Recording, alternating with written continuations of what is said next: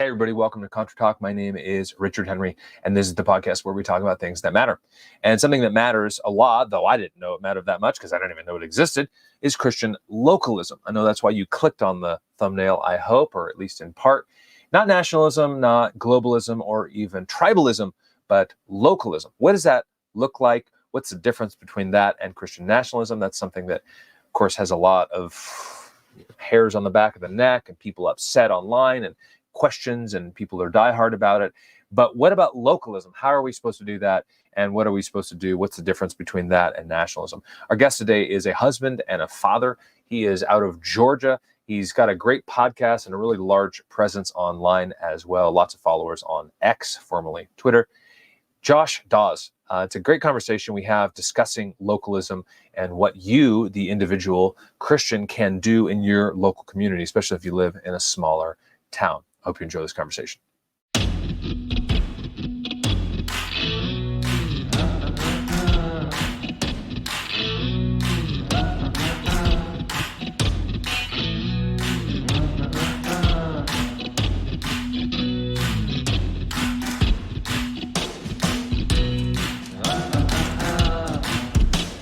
All right, Josh Daws, welcome to the show, brother. How are you? I'm great. Thanks for having me. Yeah, thanks for being here. Why don't you just tell the audience a little bit more about yourself, and we'll get into Christian localism. Sure, yeah. I'm Josh Daws. I'm the host of Great Awokening podcast, and basically live on Twitter and always commenting on stuff. But yeah, I've just been, I don't know, I guess have a heart to help the church think through this kind of cultural craziness that we're living through right now. Very good. Yeah, I know you had mentioned off air that you've been doing stuff for a good decade or so, kind of early BLM. Of course, a lot of people see 2020 as the flashpoint for BLM and Antifa, however you say it. But, that started back with Ferguson. I remember 2014, of course, in Ferguson, Missouri, and the riots there. I think it was Michael Brown, right? And, kind of BLM went dormant for a while and then kind of came back up. But yeah, it's good to see. I know, we've talked a handful of times before now, and we're in a couple chats and things. And it's nice to be encouraged even behind the scenes. Because I think a lot of people might be like me, where you're thinking it's me against the world, or me and my church against the world, or me and my wife, or me and my family. And it's really not true, right? And it's good to be encouraged that God has equipped believers with all sorts of gifts, right? All sorts of certain, not everybody's the hand, not everybody's the eyes, not everybody's the mouth or the ears or the feet. And so each one does their own thing, not just in the local church, though I think we kind of hyper spiritualize a lot of stuff, but also with just life in general, and which we're going to be talking about, Christian localism, which is something I hadn't heard of. And I feel like I try and keep apprised on stuff, but, I don't know everything. But it was you who was talking about it. Of course, your podcast, and you've got a great podcast online, and everyone should check that out, the Great Awokening podcast, on Awokening, and hear about Josh's story there. But we're going to talk today specifically about Christian localism over against nationalism or globalism. I know Doug Wilson, and this is a long entry, if you will, or intro, but I know Doug Wilson, and I love Doug overall, but he's kind of contrasted it as, you've got Christian or secular, and then you've got Christian globalism, Christian nationalism, or Christian tribalism, and then secular globalism, which is the worst kind, right? The World Health Organization and the World Economic Forum and all those crazy clowns, the Bond villains and all that. And then secular nationalism, which seemingly produces, Hitler and those guys and all the terrible commies and all that. And then tribalism. And that's what we've seen a lot over the centuries with history. But I've not heard localism. So why don't you just kind of give us what Christian localism is, and we'll kind of unpack some of that. Yeah, well, I think I first started talking about that just, in being involved in the Christian nationalism discourse. And, early on, I was kind of like, I don't know about using this label, but I don't think we should run from it, because I think we're all going to end up being called that. Which is kind of played out to be true. But it's the scope of Christian nationalism that I think a lot of people have a hard time with.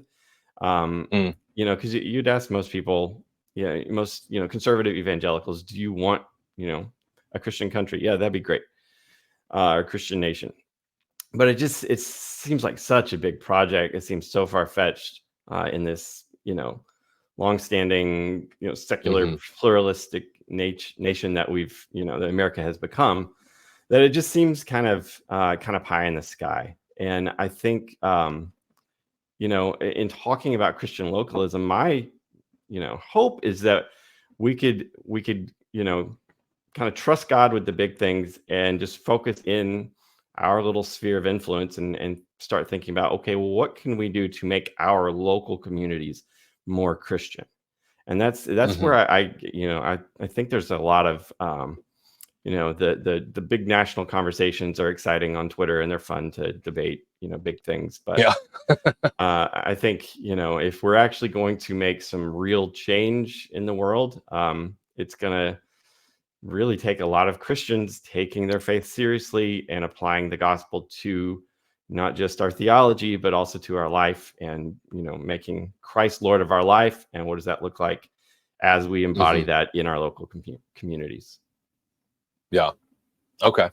No, that's good. And I mean, I resonate, I think, more with that, because I think we share the same, at least from what you're saying, and posts you've said and other things, where like I said, not everybody's the same. And some people want the firebrand, want the lightning round, want the controversy. I mean, I still struggle with the flesh myself of, wanting to be liked. And, pastoring a church is difficult because I want to be faithful ultimately to the Lord and preach the truth and proclaim the gospel. And sometimes people don't like that.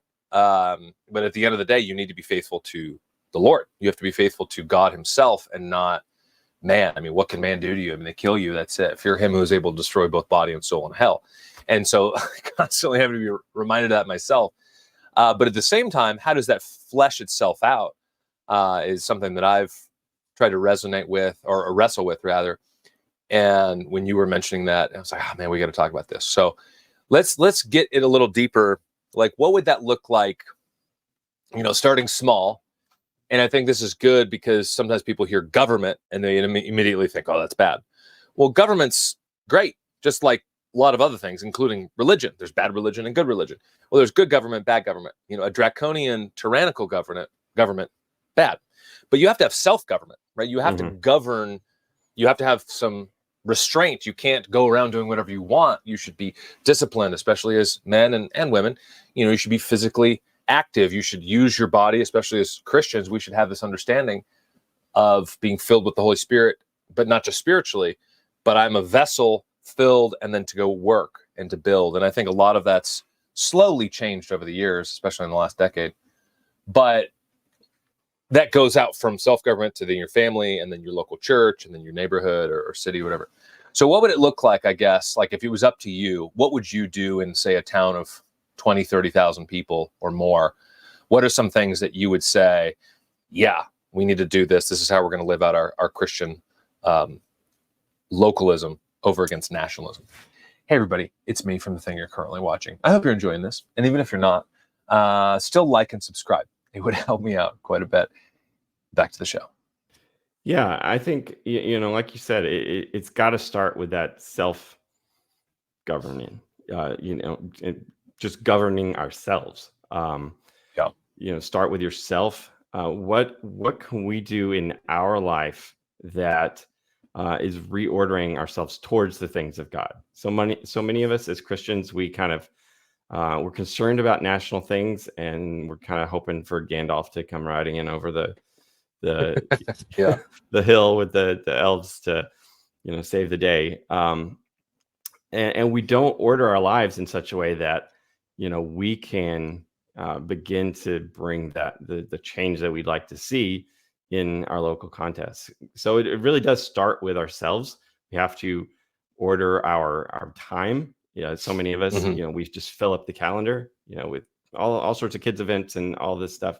And there's no time to look around your community and see the needs and see, okay, I could step in here and solve a problem. I could, bring Christ into this arena, because there's just not margin So it's got to start there, and then I think you start looking around to see what your gifts are and what those gifts can be, where you can employ those gifts, where they're most needed. I don't think everybody is called to government, and I think if we look at kind of a Christian community or Christian nation purely in terms of government, I think that's going to kind of dissuade a lot of people from being involved in a project like that, because it like just politics, like elected official government, right? And I think that's just far too limiting a view of what it could look like to kind of begin to transform our communities into more Christian. Mm-hmm. And a good example of that, a friend of mine is a pastor. His boys are into they're baseball players. They have they're very skilled. But he was looking at the options. You have your rec league that it's fine for a while, but then at some point, my kids play baseball, and so at some point you have to make that choice if they're going to keep progressing and keeping competitive. All of the competitive baseball kind of goes off into the travel ball world. Well, my friend was looking at this, and they kind of came to that same decision. And he was like, "Okay, I don't want we're not going to be playing on Sundays. We're not going to be doing that. This is going to be that's a value for our family. Like, we want our boys to be in church, want our family to be in church." And so because he had structured their life in such a way that they valued the right things, they had the margin, he ended up starting a travel league that doesn't play tournaments on Sunday. And so they don't travel far, they travel locally. And he said it's been great. And we open every game with prayer. And so in his own little sphere that's completely unrelated to government, he is making their community more Christian by normalizing, we don't play ball on Sunday. We pray before games. I think it's those sorts of things that I think Christians, we can start looking for opportunities to just bring Christ back into society the way he made, with some things that would have been normal 50 years ago, but we've kind of forgotten. Yeah, no, there's definitely there's a few things. It's like, I don't want to go down that rabbit trail, but what do you say? Because I'm already hearing it, because I grew up in the kind of MacArthur bubble, and I think eschatology again, yet again, comes in knocking at the door. And if you have that view, okay, I know you don't, but like, if you think, hey, we're going to get beamed out, right? Like you said with Gandalf, he's going to come save us, or even Trump, and by all accounts, Trump should win if there's not problems in, quote unquote, problems in the election. I mean, it should be a massive landslide by all accounts, but we'll see. I'll believe it when I see it come November. But anyway, like, even that, we still think, why is that? And I want to get to another point, but why do people not engage? What is your experience with that in the church, in your family, other Christians? Why do people not start those leagues, or start a church, or start a business, and close on Sundays, do this and that, put verses on their products, little, like In-N-Out Burger and things that put this up? Why don't people act more on those things? Yeah, in your experience, right? I mean, I don't know. You don't.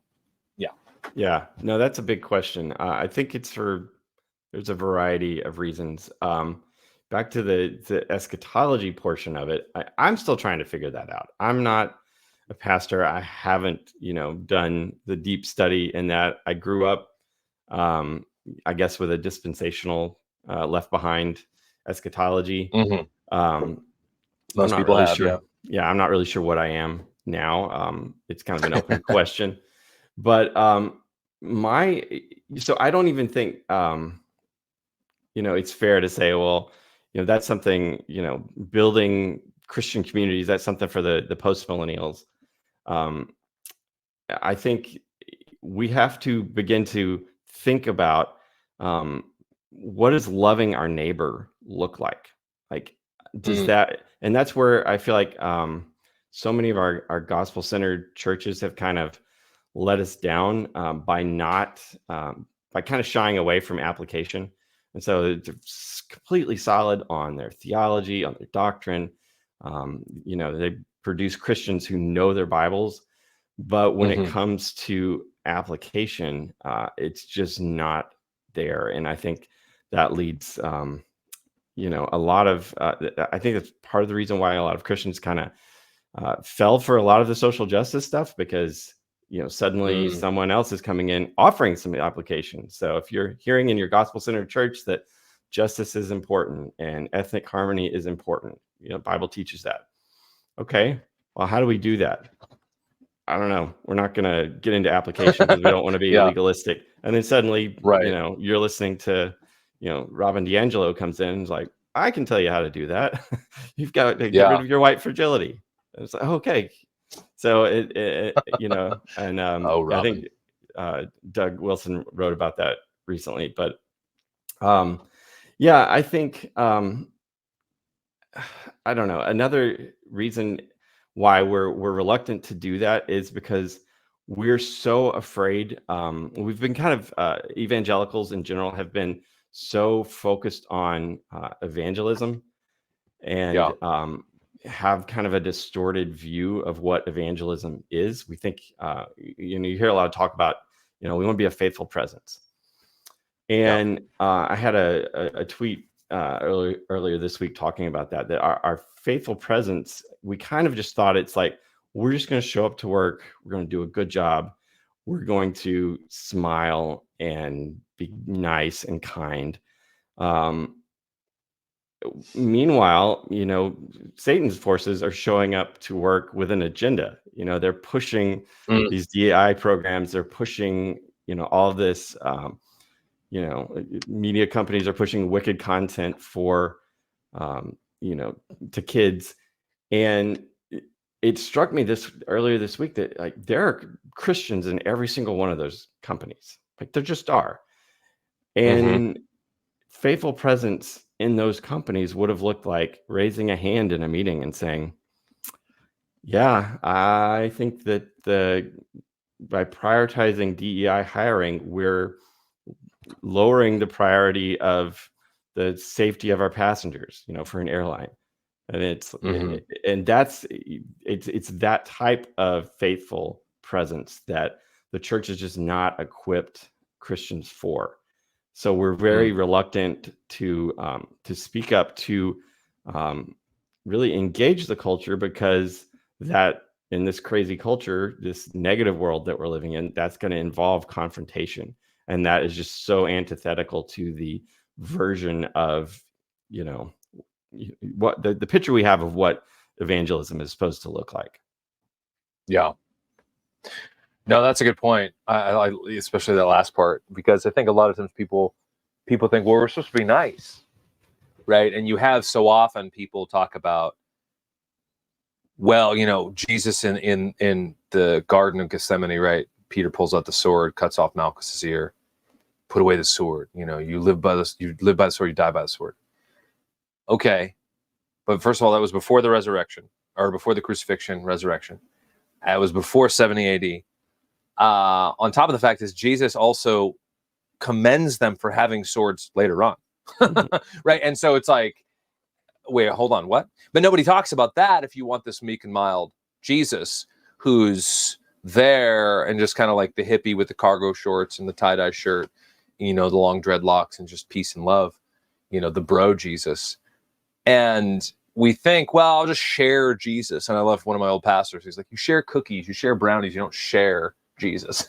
It's like you proclaim the truth, you proclaim the gospel, which I've tried to reorient my language even in that way, because you're kind of like, yeah, it's kind of true. I mean, I understand the language, but words do matter. And especially they couch us even subconsciously in a certain direction, and they orient us in a particular way.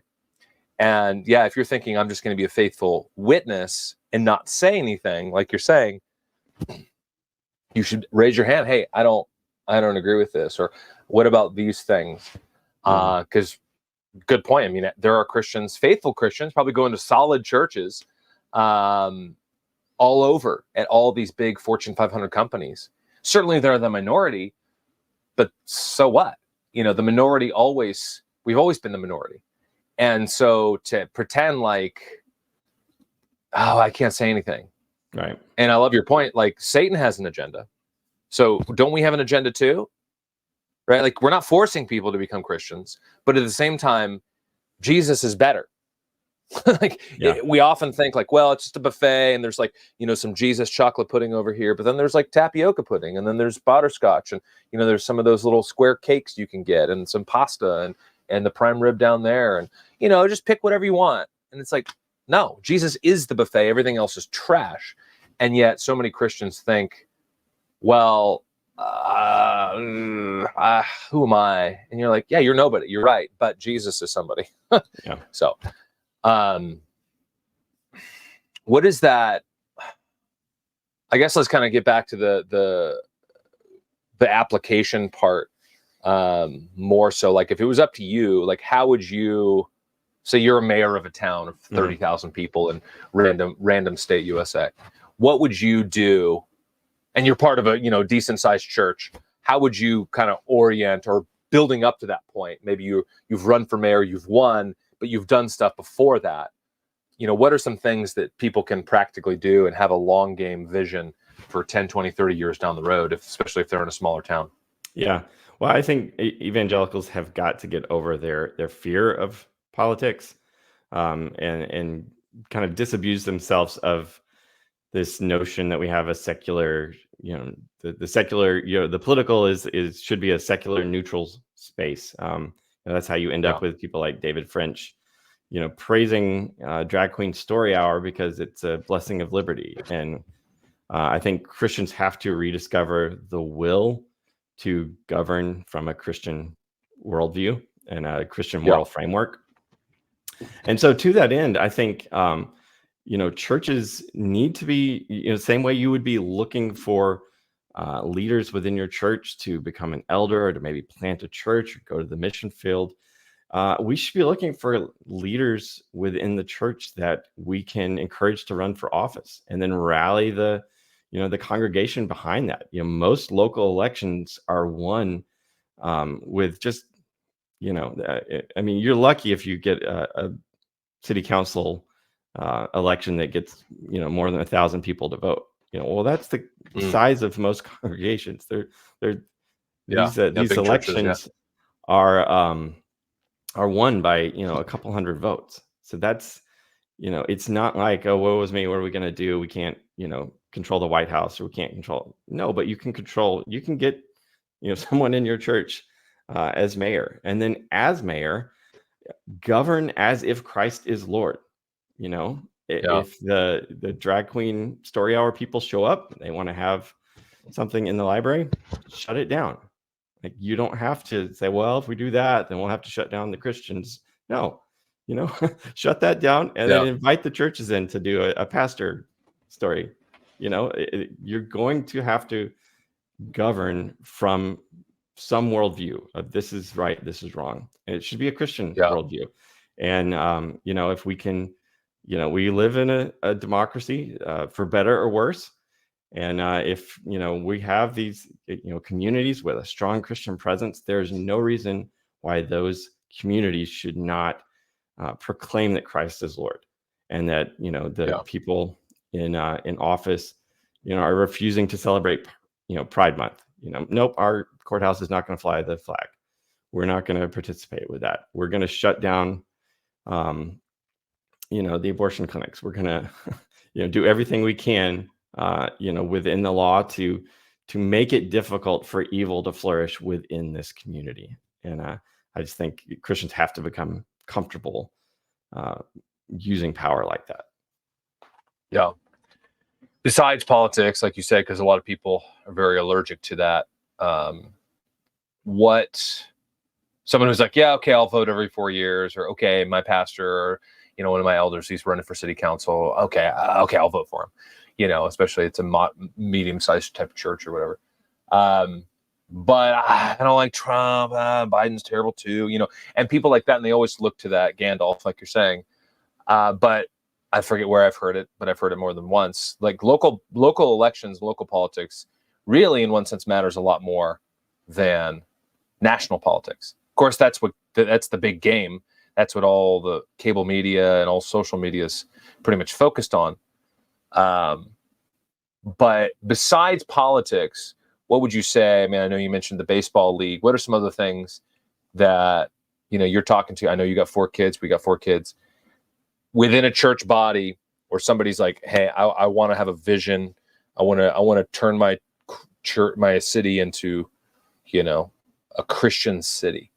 What are some other things that you would recommend for a Christian localism and giving the big stuff to the Lord and just dealing with the tangible things that are in front of you?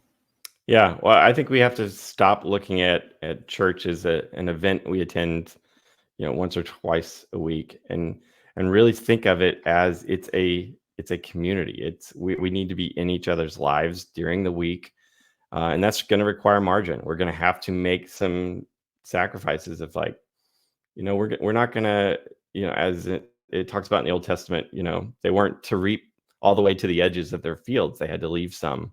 And I think that margin, we've got to start living our lives with the kind of margin that can create thick community, because that thick community is kind of a billboard walking around that, like, shows the community that you're within, that there's something different about these people.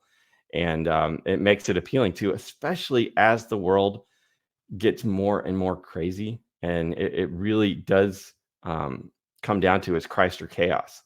And so as the world is chaos, if people can see a strong Christian community operating within their local town, that's going to be really, really appealing. There's something different about those people. I want that. And when you present, candidates that are coming from, within your, coming from your community, you're going to have the support of people, because they know this community is doing stuff in this community. They're leading, youth groups, and they're doing service projects, and they are for this community. And I think that's, there's just so many different things you can do to kind of start building that. But it's not an overnight thing. It's going to be small little decisions. It's going to be ordering your life differently. Just what can I do this week within my sphere of influence that will make this community better? Yeah. Would you say that starting businesses would be, even if it's just a bakery or random coffee shop, or even some sort of textile or a boutique with, repurposed clothes or vintage clothes, things like that, would you say that would be a large part of that as well, just having that Christian presence within, a smaller town? Oh, absolutely. Yeah. And even if it's not a a public facing where customers are coming in, but if Christians were to start like a Christian tech firm, where their employees know that I'm not going to get fired for saying what I believe. That kind of thing breeds courage, and kind of, and helps people to kind of get out of that spiral of silence where we just don't say anything. We don't raise our hand.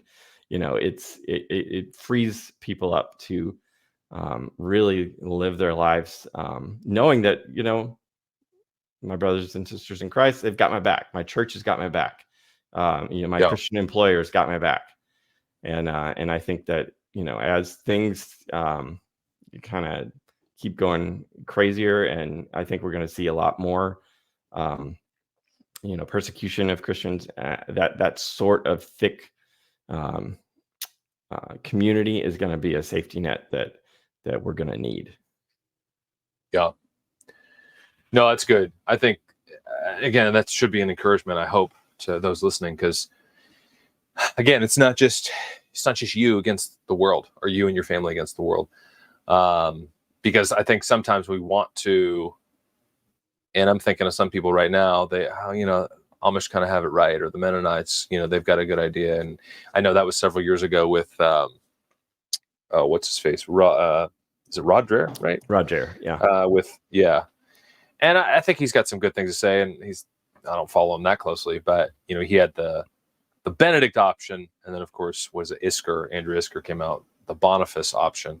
And so clearly different views of hold up, wait for the end, which again entails an eschatology that, well, there's going to be a rapture, things are going from bad to worse.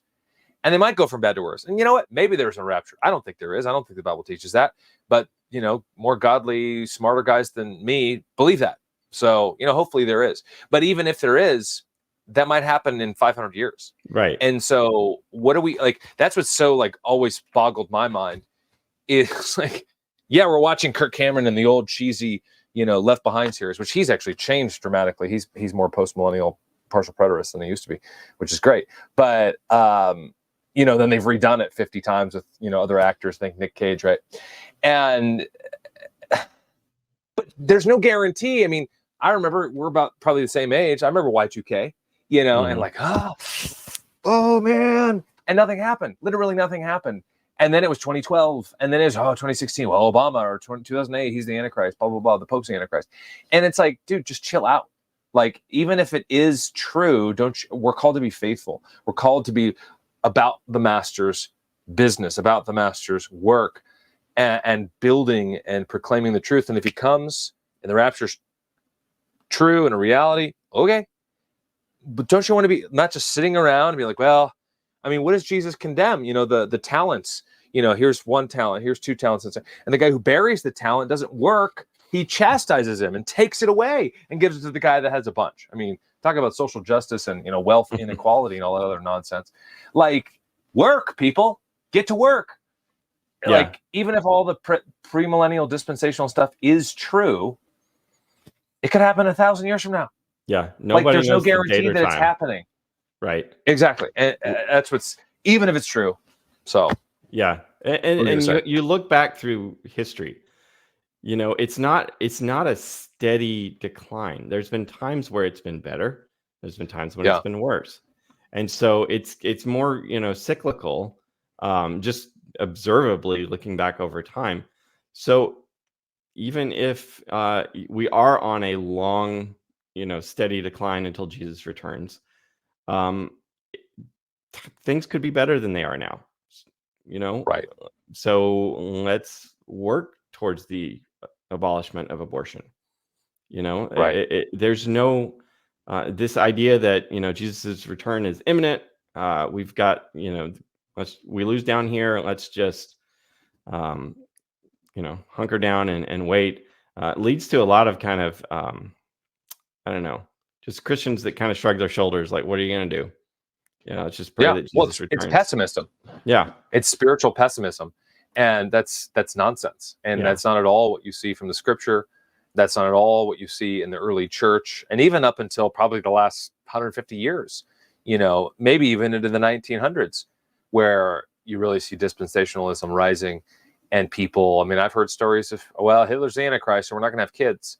And it's like, yeah, sure, Hitler was an Antichrist. Fine. Yeah, he rejects Christ. That's what you see in John's epistles. Revelation doesn't even speak of the Antichrist. There's not even in there. Now, obviously, man of lawlessness, blah, blah, blah. But you didn't have children. You cut off your legacy. You literally didn't do the thing that God says that you should do, is be fruitful and multiply and see and get the blessing from the quiver of children and shooting them out into the world to go and live unto Christ, and Deuteronomy 6 and all this other. It's just, it's astounding in one sense, but at the same time, if you take that so seriously, well, of course, they're trying to live their convictions, but the conviction is wrong, right? Just because you have a conviction doesn't make it automatically right.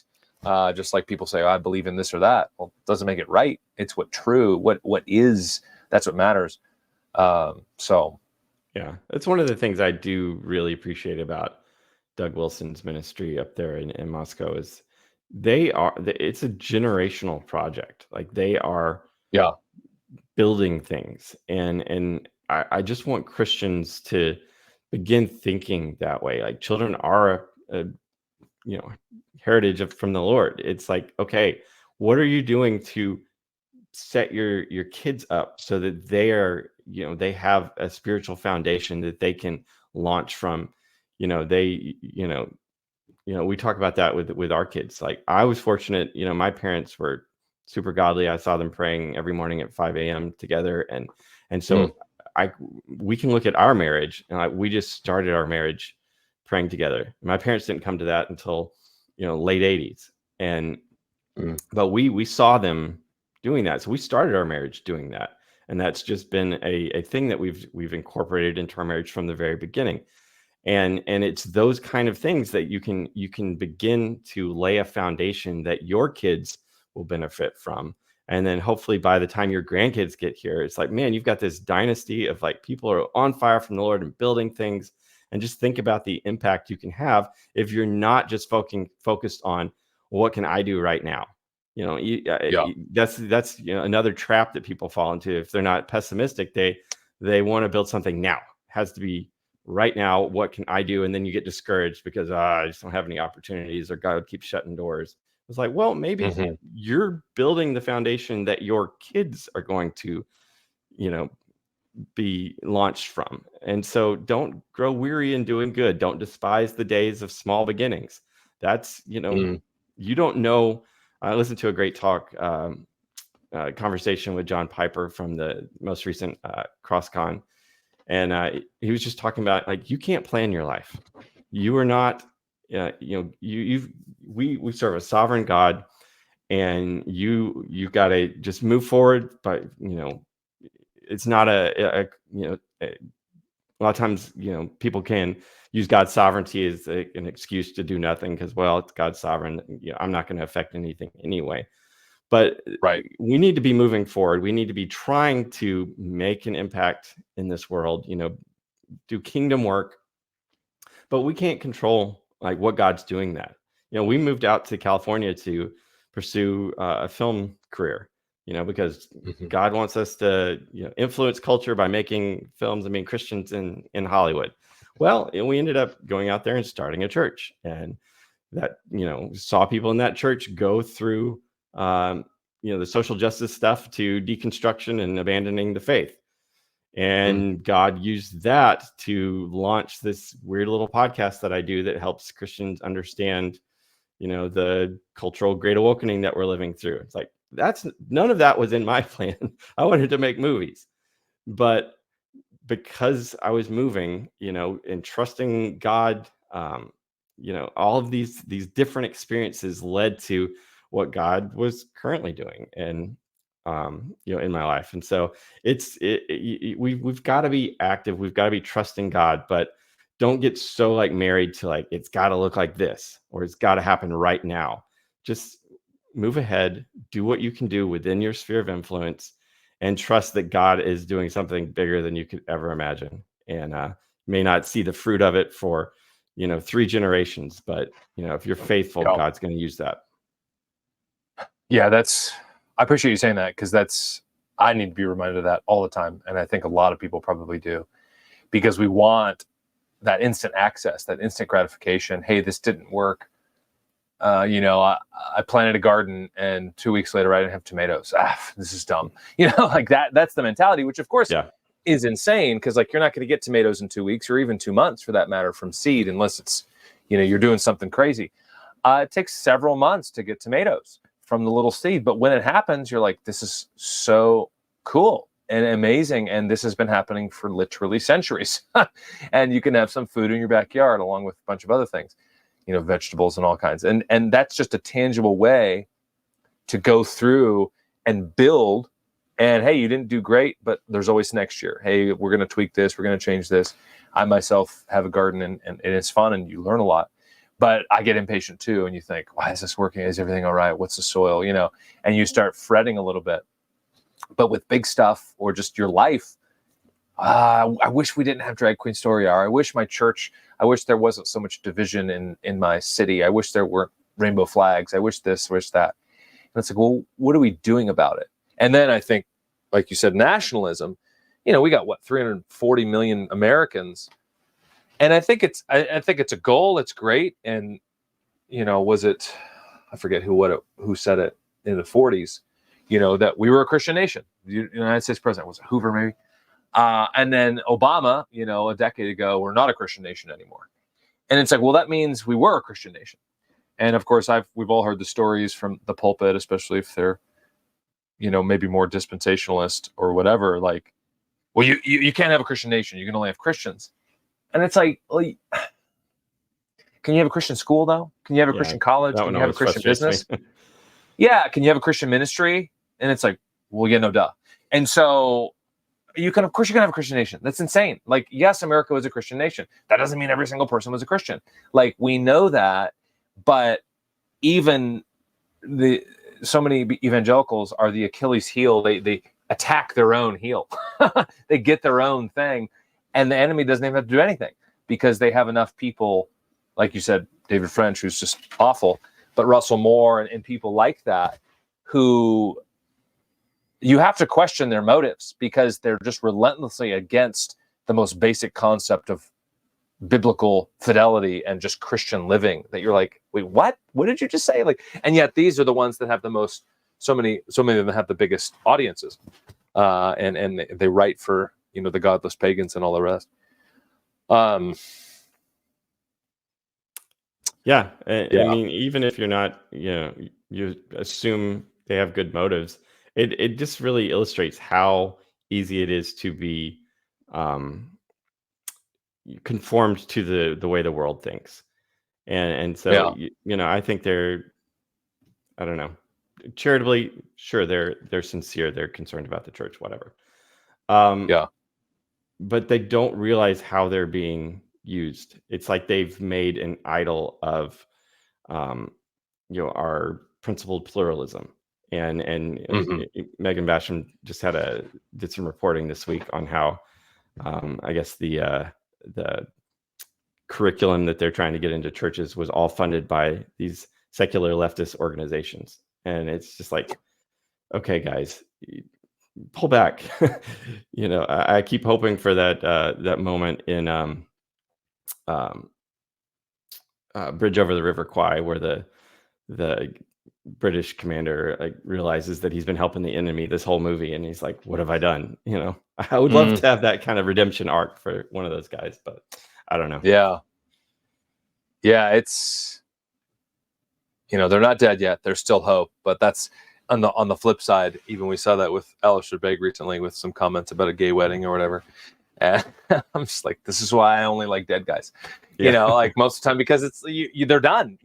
Schaeffer finished well, C.S. Lewis finished well, Spurgeon finished well. We saw that with, and I was kind of liked, somebody like a Ravi Zacharias, but I wasn't ever a huge fan. But in short order, all that junk's coming out, and it's like, oh man, and so it's gotten to the point where when someone dies and nothing has come out, it's kind of like a relief, like, oof. It's like, oh, Sproul made it good. I know. Yeah, you're thinking MacArthur, and even I know Doug Wilson just turned 70, 71, something like that, but he's getting up there. A lot of guys are, and you're like, just keep going, just hold the line, hold it. You got a few more years, because it's tempting, and especially in our hyper modern age, where everything is instant access, and the smallest, most clueless, uneducated person, has this little plastic glass metal rectangle in their pocket, and they can access the most amazing information and the most debauched wickedness like that. I mean, that's one thing that I really don't see almost anyone talking about is cell phones and the amount of influence a cell phone. I mean, I know there's, issues. Dusty Deaver, a friend of ours, and he's new elected state congressman there, or is he state senator in Oklahoma, and he wants to ban porn there. And hey, great, praise God. And you're laying the groundwork for some stuff. Like, even the secularists say porn is bad, TED Talks and all sorts of stuff. But it's like, how do you get the porn? Well, through your phone, right? And so it's like, I'm not saying ban phones, but it's like a hammer. You can kill somebody with it. You could build a house for a homeless guy. And so hammers are a tool, just like the phone is. But and I know there's been works and books written about phones and tech and things, but I just don't think most Christians pay attention to that. So audience listening, pay attention to your phone. Like it, I mean, it's literally Pandora's box. And so often you're just scrolling and you just, anyway, that's a whole probably podcast all by itself. But speaking of podcasts, why don't we just kind of land the plane with this? Tell us just a bit about the Great Awokening podcast and what you're doing online. I know it's on YouTube, where else people can find it and things like that. Yeah, I've got a YouTube channel, and you can find it wherever you listen to podcasts. It's called The Great Awokening.